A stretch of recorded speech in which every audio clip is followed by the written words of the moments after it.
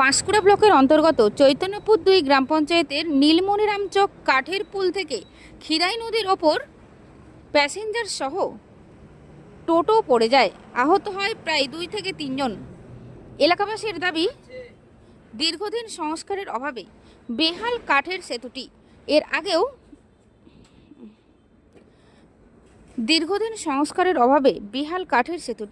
এর আগেও এক ব্যক্তি ওই সেতু থেকে পড়ে গিয়ে মারা যায়। আজ সন্ধ্যাবেলায় কাঠের ব্রিজের ওপর দিয়ে টোটো নিয়ে পেরোনোর সময় কাঠের ব্রিজ থেকে খিরাই নদীতে পড়ে যায় প্যাসেঞ্জার সহ টোটোটি।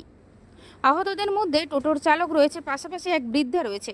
সংবাদ মাধ্যমের মুখোমুখি হয়ে প্রশাসনের কাছে ওই কাঠের ব্রিজ দ্রুত মেরামত করার দাবি জানালো এলাকাবাসী।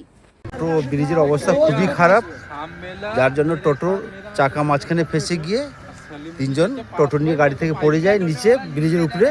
3 জনের অবস্থা খুবই খারাপ, ওদেরকে আশঙ্কাজনক অবস্থায় হসপিটালে ভর্তি করা নিয়ে যাওয়া হয়েছে। এখন এই ব্রিজের জন্য এর আগেও একজন পড়ে মারা গেছে। এর ইমিডিয়েটলি এই রাস্তাটা ঠিক হওয়া দরকার আছে।